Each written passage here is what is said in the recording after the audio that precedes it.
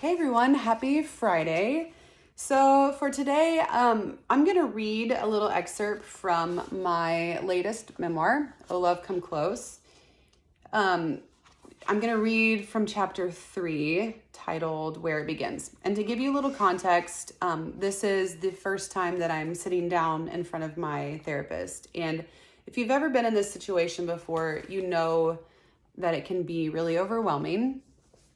Because you don't really know what's about to play out, but you're hoping that you can just trust the person on the other end to kind of lead you and guide you where you want to be, right? But this is the moment that I sit down, and after the small talk, she asks me that very loaded, complicated question of, so what brings you here today? And maybe you'll be able to relate. All right. Are you ready to get started? I was relieved to see windows just behind her. A comfort knowing that whenever this room became stifling hot and oxygen grew hard to come by, I could step outside and feel my lungs expand. For now, I was doing okay. I am still breathing. Jen introduced herself formally, giving me background information and the credentials she'd earned to become a licensed therapist. Really, though, she was just offering me a few more minutes to settle in before it would be my turn to talk. Where do I even start? I couldn't afford to understate the pain I'd been feeling. There was too much at stake. Jen didn't seem to care for pretending anyway. She seemed far less concerned about my approval than she did about me becoming free. She didn't strike me as one for cheap talk. So tell me, Lindsey. No, that's not how she said it. She said, so tell me. This is not in the book. She had such a rich compassion and care. It's hard for me to even really articulate it. But she said, why are you here today? So this is where it all begins. I don't really know where to start. I paused. She was letting me work out my thoughts, but I'm at the end of myself. And I guess I'm just hoping you can help me. I stated it as plainly as I could. I just can't do this alone. She spoke kindly. Can you tell me a little bit more about what's causing you so much pain? I started thinking about the list, the one I'd written down just days earlier, full of things I hated about myself, things that had happened to me, things that I chose. I wrote down everything that held me back from receiving the persistent love of a partner who could have left me long ago. I made a list because I had to get it on paper. All the things I wanted to be healed from. I'm here because of that list.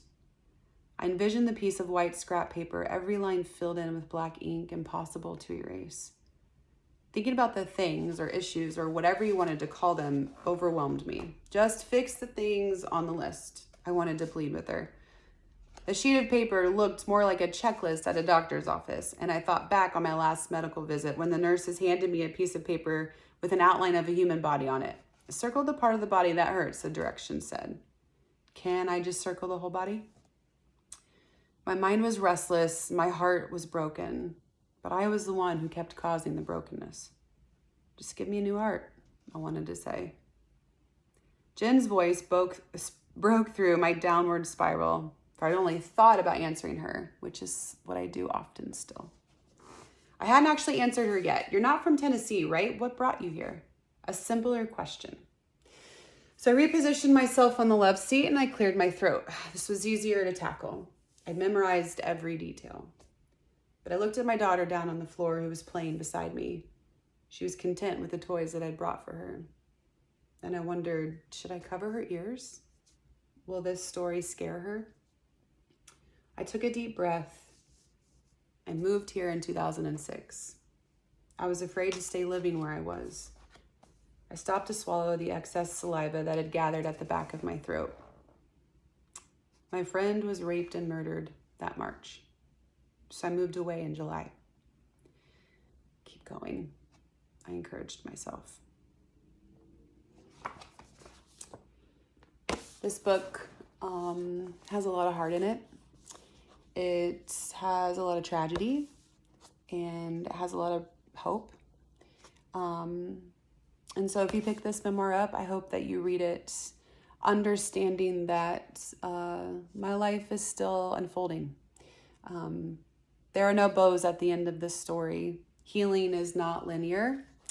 Healing is still unfolding. I still feel grief and I still feel lost and I still look for hope. And so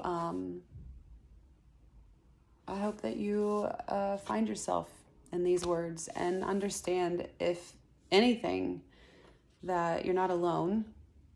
And we're all just trying the best we know how to figure out who we are and how to live the one life we're given. So thank you for hanging out with me this week, and you're loved.